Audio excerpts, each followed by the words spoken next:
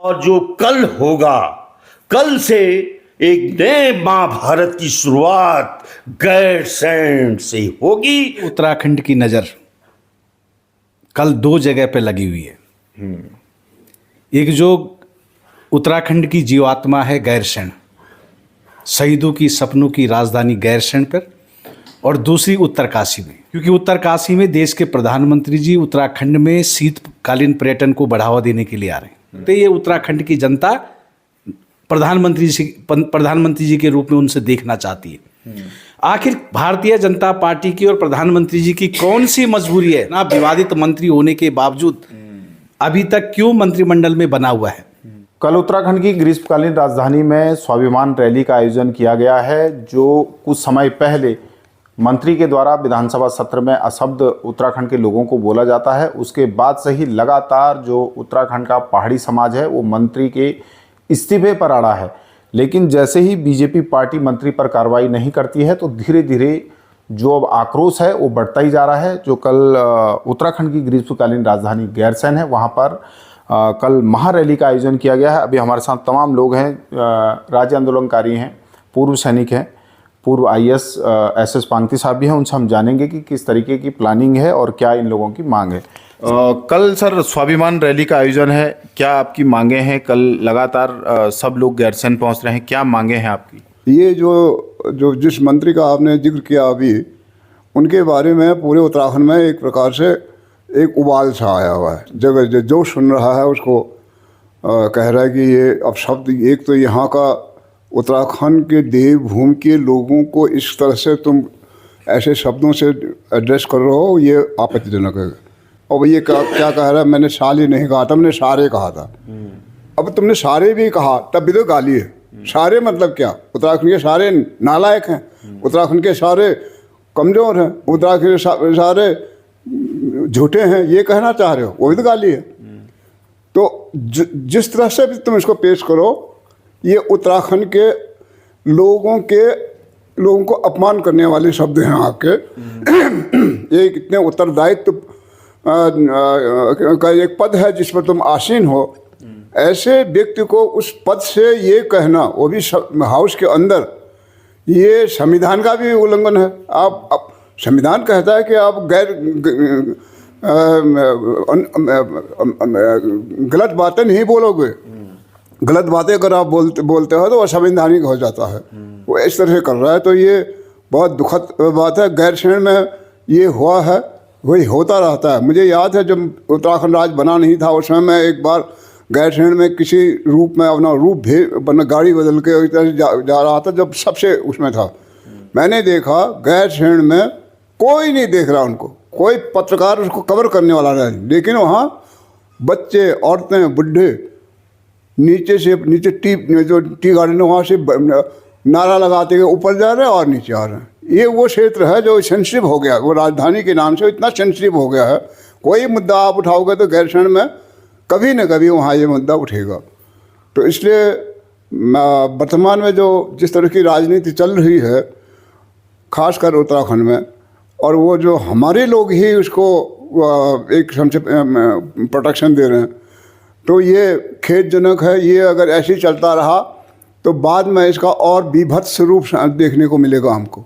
जो ये एक प्रकार से पहाड़ मैदानवाद, एक प्रकार से पर्वतीय और गैर पर्वतीय लोगों के आपस में ये देवभूमि है। देवभूमि के अतिरिक्त ये सैनिक बाहुल प्रदेश है। हमारे लोगों ने जितने भी युद्ध हुए भारतवर्ष में, कोई भी युद्ध आज तक, महाभारत से आज तक कोई युद्ध नहीं लड़ा जिसमें कि हमारे उत्तराखंड वालों ने पार्टिसिपेट नहीं किया हो। और बहुत बहादुरी से महाभारत में पढ़िए, उसमें लिखा है शक हूण के अलावा वहाँ और भी जातियों का नाम आता है उसमें। उसको अगर पढ़ो आप तो उत्तराखंड के लोग थे वो। तो ऐसे क्षेत्र में आप उनको अपमान करोगे तो आप ये समझ बैठोगे कि हमारे कुछ नहीं होगा। लेकिन दुख है, इतना होने के बाद भी ऐसे मंत्री के खिलाफ उसको माफ़ी मांग रहा है, ये कह के कि मैंने साले नहीं कहा था, सारे कहा था। अरे तुम सारे कहो तब भी तुम माफ़ी मांगे, तुम कौन माफ़ करेगा तुमको? पहले गाली दे दो, उसके बाद कहो मैं माफ़ी कर दूँ। ये कोई बात नहीं हुई ना। एक उनका जो दायित्व है उसको देखते हुए उसको संभल के बोलना चाहिए। पूर्व सैनिक पीसी थपलियाल जी भी हमारे साथ मौजूद है। धीरे धीरे इस मुद्दे को लेकर अब भयावह रूप ये ले रही है, क्या वजह आप इसकी मान रहे हैं? आपने इससे पहले भी पूर्व सैनिकों की एक महारैली देहरादून में करवाई थी और कल जिस तरीके से गैरसैंण में भी महारैली है, क्या सोचते हैं आप? देखो, गैरसैंण की जो महारैली है इसका एक अलग अलग रूप है, क्योंकि गढ़ रत्न नरेंद्र सिंह नेगी की ये धर्मदाद है। इस राज्य में जब आंदोलन चला उसमें नरेंद्र सिंह नेगी ने जो गाना गाया था, उठा जागा उत्तराखंडियों, और आज लगभग 30 साल के बाद भी वो गाना बदस्तूर जिंदा है। और उसी धर्मदाद के तहत हमने देखा था जब अयोग्य व्यक्ति को भारतीय जनता पार्टी ने ऋषिकेश में खड़ा किया था, तब भी नरेंद्र सिंह नेगी धर्मदाद के लिए ऋषिकेश धर्मनगरी में गए। और अब जो विधानसभा में एक वरिष्ठ मंत्री का, जिसको मैं मंत्री कहने में भी शर्मसार इसलिए होता हूं क्योंकि वो अपराधी है, वो एक अपराध नहीं, लगातार अपराध करता जा रहा है। पहला अपराध आपने देखा होगा कि उन्होंने किस तरह से बैकडोर एंट्री करके, किस तरह अपने बेटे को सीधा एई का प्रमोशन देके, अपनी बेटी को प्रमोशन देके, और किस तरह से वीआईपी कमरे को, वीआईपी का नाम छुपाया हमारी अंकिता हत्याकांड में, किस तरह से उन्होंने यहाँ ऋषिकेश में क्या जो भूमिका रही। इन तमाम सवालों के बाद जब वे उत्तराखंड के पर्वतीय मूल के लोगों को शब्द कह के गलियाते हैं, तो ये सिर से ऊपर पानी चले गया है। और इसमें नरेंद्र सिंह नेगी जो गढ़ रत्न हैं, जो इस राज्य की आत्मा है, धड़कन है, उनकी ये धाद है। ये धाद उसी तरह की धाद है जो महाभारत में भगवान श्री कृष्ण ने कहा था, यदा यदा च धर्मस्य ग्लानिर्भवति भारत। ये वही स्थिति आ गई है जो महाभारत के समय में आ गई, अति हो गया है। किस तरह से भ्रष्टाचार इस राज्य को निगल रहा है, किस तरह से राजनीति और सत्ता जनता से दूर होते हुए, विमुख होते हुए जन विरोधी कदम उठा रहा है। कहीं भी आप निर्णय देखिए इस सरकार के, ये कहीं भी जनपक्षीय निर्णय नहीं ले रहे हैं। जनता आज चौराहे पे खड़े खून के आंसू रो रही है। और आप ही देखिए कि ये जो ग्रीष्मकालीन राजधानी है, और उस ग्रीष्मकालीन राजधानी में इसको अभी तक एक स्थायी राजधानी अभागे राज्य को न मिलना क्या दर्शाता है? आज ये इनकी उत्तराखंड में सरकार, उत्तर प्रदेश में सरकार, केंद्र में सरकार, और उसके बावजूद भी ये स्थायी राजधानी देने में विफल है। देखिए कारण क्या है। आज ये हमारी परिसंपत्तियों को देने में विफल है। आज हमारे पानी से महाकुंभ होता है, उसमें कोई भी धन्यवाद देने के लिए तैयार नहीं उत्तराखंड को। जिस छाती से आज प्रयागराज में पानी गया, दुख होता है हमें। जिस तरह से पहाड़ के लोगों को अनदेखी की जा रही है, तो मेरे को अचंभा हो रहा है कि जो प्रधानमंत्री जी द्रोणों से अपने केदारनाथ और बद्रीनाथ को देख रहे हैं, वे क्या यहाँ की जनता को नहीं देख रहे कि इनके साथ कितना बड़ा अन्याय हो रहा है। अगर ये जो कल का जो 6 तारीख की जो धाद है, तमाम पहाड़ के लोग, चाहे कुमाऊं के होंगे चाहे गढ़वाल के होंगे, वे अपनी दस्तक वहां पे देंगे और पुरुष सैनिक बड़ी संख्या में वहां पे उतरेगा और इस सरकार से पूछेगा कि हमने तुम पे आंख बीच के विश्वास किया है, चाहे राज्य में हो चाहे केंद्र में और चाहे पूरे हिंदुस्तान में, लेकिन आप क्यों हमारे साथ धोखा कर रहे हो? यही नहीं, आप वहां भी धोखा कर रहे हो जहां तुमने हमारा जो परंपरागत व्यवसाय था, और वहां तुमने अग्निवीर करके हमारी पीठ पे, हमारे पेट पे लात मारी है। हमारा सम्मान आज सूबेदार मेजर हवलदार भविष्य में इस राज्य में, इस पहाड़ में नहीं मिलेंगे। कितना बड़ा दुख है। ये जो हमारा इतिहास भूगोल रहा है सत्ता का, फौज का, उस फौज के पे भी दरार आई है, उसमें भी हम बहुत आहत हैं। और जो कल होगा, कल से एक नए महाभारत की शुरुआत गैरसैंण से होगी, जो गैरसैंण हमारे आज ही नहीं कालांतर से माननीय पांगदी जी जब कमिश्नर थे, आपने वहां पे झंडारोहण किया था। कल्याण सिंह जैसे भारतीय जनता पार्टी के नेता ने वहां के लिए पैसा मुहैया कराया था। पांगदी जी के साथ जो वो उस समय मंत्री थे हमारे फोनिया साहब, वो भी वहां थे, उनके द्वारा वहां पे झंडारोहण हुआ। और आज तुम अपमान कर रहे हो। दुख किस बात का हो रहा है कि उत्तराखंड में इनको चुनौती देने के लिए कोई ऐसा विकल्प नहीं है जो इस भ्रष्टाचारी राजनीति को, जो अहंकारी राजनीति को, जो पूरे उत्तराखंड में बेचने में अवतारू राजनीति को चुनौती दे पाए। इसलिए हम लोग जो पूर्व सैनिक हैं, इसके बारे में हम गंभीरता से सोच रहे हैं और हम जिस पार्टी पे आंख मीच कर विश्वास करते थे उसको आगाह करना चाहते हैं कि अगर तुमने हमारी अनसुनी की तो आप उत्तराखंड में हमेशा हमेशा के लिए नेस्तनाबूद हो जाओगे। रघुवीर विश जी भी हैं, राज्य आंदोलनकारी हैं, समाजसेवी हैं। सर, जिस तरीके से पहले देहरादून में रैलियां और अब गैरसैंण में किन किन मांगों को लेकर ये रैलियां हैं और आगे क्या लग रहा है कि क्या अब जो उत्तराखंड की जनता है वो इसी तरह सड़कों पर होगी? देखो चौहान जी, पूरे उत्तराखंड की नज़र कल 2 जगह पे लगी हुई है। एक जो उत्तराखंड की जीवात्मा है गैरसैंण, शहीदों की सपनों की राजधानी गैरसैंण पर, और दूसरी उत्तरकाशी में, क्योंकि उत्तरकाशी में देश के प्रधानमंत्री जी उत्तराखंड में शीतकालीन पर्यटन को बढ़ावा देने के लिए आ रहे हैं। और कल ही आपने देखा होगा कि एक यूट्यूबर का भारतीय जनता पार्टी के प्रदेश अध्यक्ष महेंद्र भट्ट के साथ जो ऑडियो वायरल हुआ और जिसमें महेंद्र भट्ट जी कह रहे हैं कि भाई मोदी जी से पूछिए, जब उन्होंने कहा कि भाई जिस व्यक्ति ने पहाड़ वालों को गाली दी उसको आप क्यों नहीं हटा रहे, तो उन्होंने कहा आप सीधा मुख्यमंत्री से, वो प्रधानमंत्री से बात कीजिए। तो इसका मतलब वो सीधा उत्तराखंड की जनता को ये संदेश देना चाहते हैं कि भाई उत्तराखंडियों, आपने तो जो है मोदी जी के नाम पे वोट दिया है, मोदी जी के नाम पे उन पे विश्वास करते हुए आपने भाजपा को वोट दिया है, आप उन्हीं से पूछिए कि आप मंत्री को कब हटा रहे हो। यानी कि उन्होंने गेंद जो है सीधा प्रधानमंत्री के पाले में डाल दी। अब जो है उत्तराखंड की जनता की नज़र किस पे?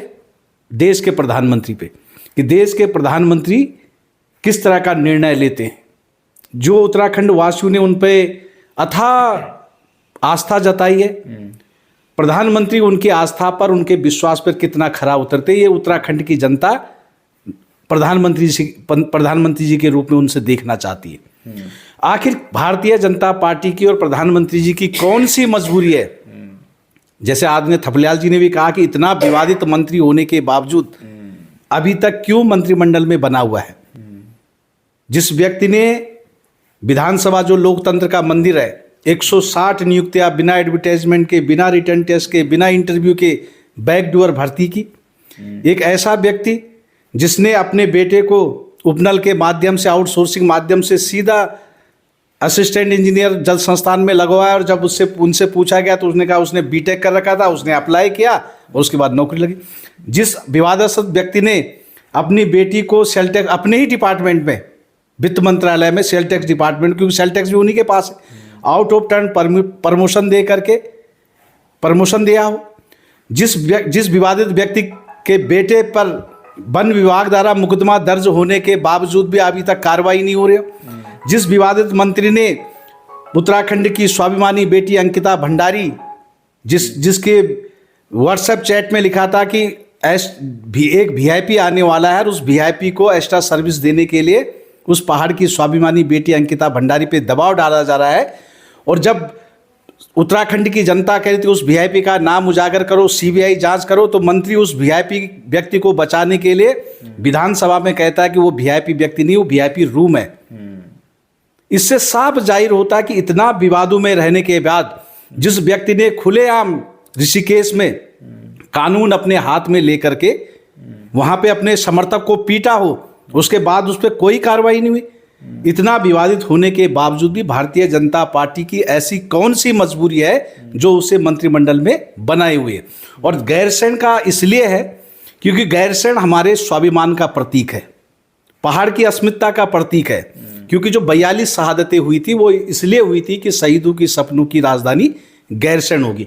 लोगों ने तमाम आंदोलन किए, देहरादून में भी आंदोलन हुआ, ऋषिकेश में भी आंदोलन, पूरे उत्तराखंड के जगह जगह मंत्री के पुतले फूके। लेकिन जो पहाड़ी स्वाभिमान रैली, जो हमारे पहाड़ की अस्मिता का प्रतीक है गैरसैंण, शहीदों की सपनों की राजधानी गैरसैंण, अब वहाँ से हमारे गढ़ रत्न आदरणीय नरेंद्र सिंह नेगी जी ने एक और धर्मधात दी है कि पहाड़ियों अपने स्वाभिमान की रक्षा करने के लिए उस गैरसैंण महारैली में शामिल हो।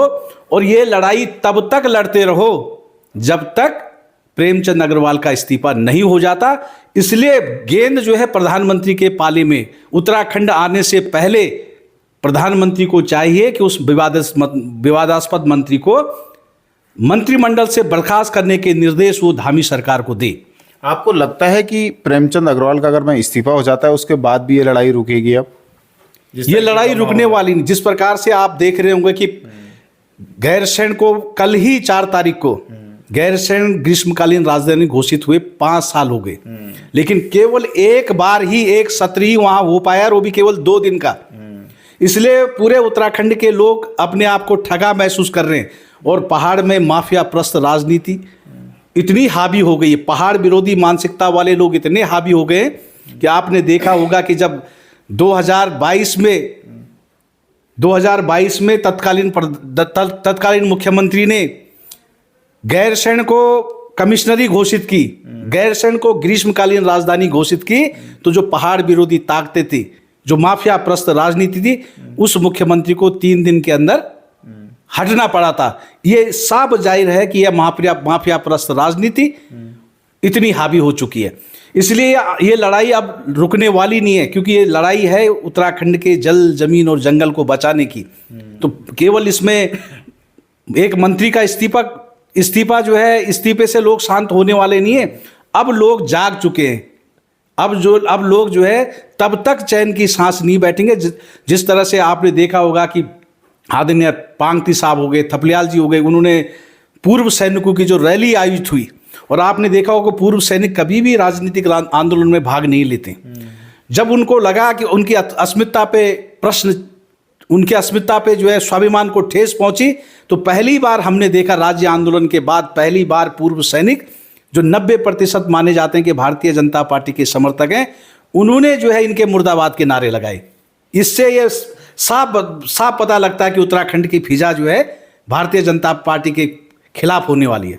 यानी कि कुल मिलाकर समय रहते जिस मंत्री के द्वारा विधानसभा में पहाड़ी जो समाज या शब्द कहे जाते हैं उस समय कार्रवाई की होती तो आज ये दिन नहीं देखना पड़ता। क्योंकि अब साफ कहना है राज्य आंदोलनकारियों का भी, पूर्व सैनिकों का भी, कि ये इस्तीफे के बाद भी अब ये मामला थमने का नाम नहीं लेगा और थमेगा नहीं। क्योंकि उनका कहना है जिस तरीके से राज्य आंदोलनकारियों की पहले से ये मांग थी कि पहाड़ की राजधानी पहाड़ में होनी चाहिए, यानी कि गैरसैंण में होनी चाहिए। जो मुख्यमंत्री 5 साल पहले 4 मार्च के दिन ग्रीष्मकालीन राजधानी गैरसैंण को घोषित करते हैं, कुछ समय बाद उनको ही भारतीय जनता पार्टी हटा देती है। उसके बाद से लगातार पहाड़ के लोग मूल निवास भू कानून की लड़ाई सड़कों पर लड़ रहे हैं। और इस बीच में जिस तरीके से ये घटनाक्रम होता है तो कहीं ना कहीं इससे पूरे पहाड़ में और पहाड़ की जनता आक्रोश में है, और कहीं ना कहीं आने वाले दिनों में इसका खामियाजा सरकार को भुगतना पड़ सकता है। देहरादून से दैनिक उत्तराखंड के लिए मनोज चौहान।